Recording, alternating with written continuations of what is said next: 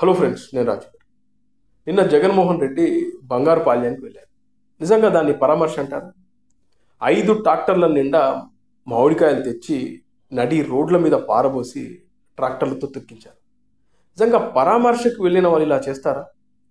పైగా ఆ ట్రాక్టర్లు ఎవరివి, ఆ మ్యాంగోస్ ఎవరు తీసుకొచ్చారనే విషయం ఏదైతే ఆ కుట్ర ఉందో క్లియర్గా బయటపడింది. జగన్మోహన్ రెడ్డి అంటేనే ఎట్టి పరిస్థితుల్లో అధికారంలోకి రావడానికి ఆయన ఏమైనా చేస్తాడని తెలుసు. కానీ తినే ఆహారాన్ని కూడా నడి రోడ్డుపై పారేసి ట్రాక్టర్లతో తెక్కించడం, ఇంతకన్నా దుర్మార్గం, దౌర్భాగ్యం ఏముంటుందో నాకైతే అర్థం కాదు. కానీ వైఎస్ఆర్సీపీ అభిమానులు కూడా చీదరించుకుంటున్నారు. మతిగిట్ల పోయిందా, మైండ్ ఏమైనా దొబ్బిందా జగన్మోహన్ రెడ్డి నీకు? ఆ ట్రాక్టర్ నిండా మామిడికాయలు తెచ్చి ఆ రోడ్ల మీద పాడేసి ఆ తొక్కించడం ఏంటి? మాకే బాధేస్తూ ఉంది. రైతులు సంవత్సర కాలంగా రైతులు కష్టపడి పనిచేసి ఆ పండ్లను పండిస్తారు. మరి అలాంటి పండ్లను తీసుకొచ్చి రోడ్ల మీద తొక్కించడం ఏంటి జగన్మోహన్ రెడ్డి? నిజంగా ఇది ఇంతకన్నా నీచం, దారుణం ఏమి ఉండదేమో అని చెప్పేసి చాలామంది వైఎస్ఆర్సీపీ అభిమానులే జగన్మోహన్ రెడ్డి తీరుపై విమర్శిస్తున్నారంటే దీన్ని మీరు అర్థం చేసుకోండి. జగన్మోహన్ రెడ్డిని చూస్తూ ఉంటే ఇప్పుడు నాకు చాలా షాకింగ్ కనబడుతుంది.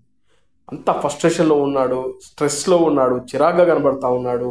మునుపు ముఖ్యమంత్రిగా ఉన్నప్పుడు చాలా గ్లామరస్గా ఉండే జగన్మోహన్ రెడ్డి ఇప్పుడు నిద్ర లేక ఆ కంటి కింద చారలు వచ్చేసి చాలా నీరసంగా, డల్గా, అతను ఏదో కోల్పోయినట్టుగా, ఇంకా చెప్పాలంటే అధికార దాహం కోసం పరితపిస్తున్నట్లుగానే కనబడుతుంది.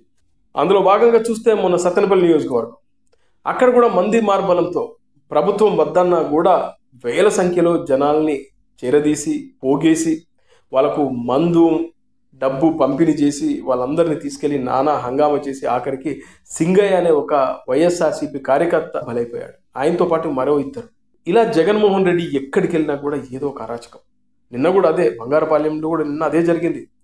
నిన్న అక్కడ రైతులు చెప్తున్నారు, నేను రైతు, ఈ రోజు 2 ట్రాక్టర్లు తోలుకొస్తానే అంతే. ఈ పొద్దు జగన్మోహన్ రెడ్డి వస్తానని ఆయన ఆనందం కోసము నాది రోడ్లో పోసేసి దాన్ని తొక్కిచ్చేసి నా సంవత్సరం అంతా పండించిన పంటని నన్ను ఎంత వృధా లేకుండా చేసి గవర్నమెంట్ సబ్సిడీ పోయా నాకు నా సొంత కాయ కూడా నేను ఈ పొద్దు నేను అమ్ముకోలేకుండా రోడ్డు మీద పోసి తొక్కిచ్చేసి పండించిన పండ్లను రోడ్ల మీద వేసి ట్రాక్టర్లతో తొక్కిస్తున్నారు, చాలా చిల్లరగా చేశారని చెప్పి ఆ పండించిన రైతే చెప్తా ఉన్నాడు. అంతేకాకుండా ఆ స్థానిక ప్రజలు కూడా చెప్తా ఉన్నారు, ఇదే అరాచకమయ్యా బాబు, ఇంత దారుణంగా చేస్తారా అని చెప్పేసి. అసలు వాస్తవానికి పరామర్శ అంటే ఎట్లా ఉంటుంది?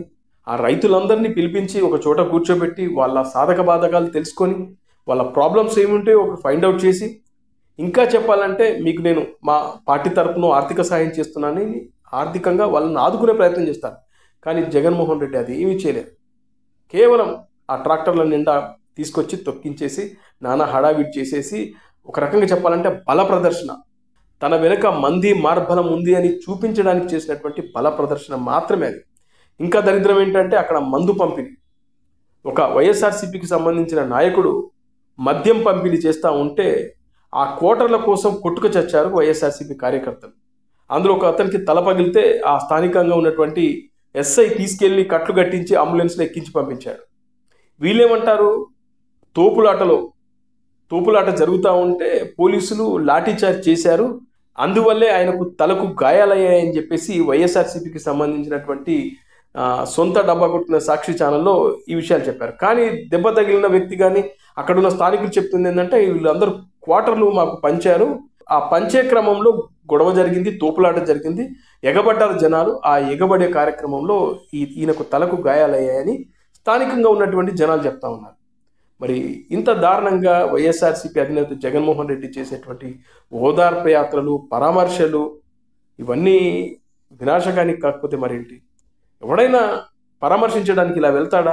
ఆ నీచం, దారుణం నేను చూసిన తర్వాత జగన్మోహన్ రెడ్డి గారు మీ అధికార దాహానికి నిజంగా అంతు లేదా అనిపిస్తూ ఉంది.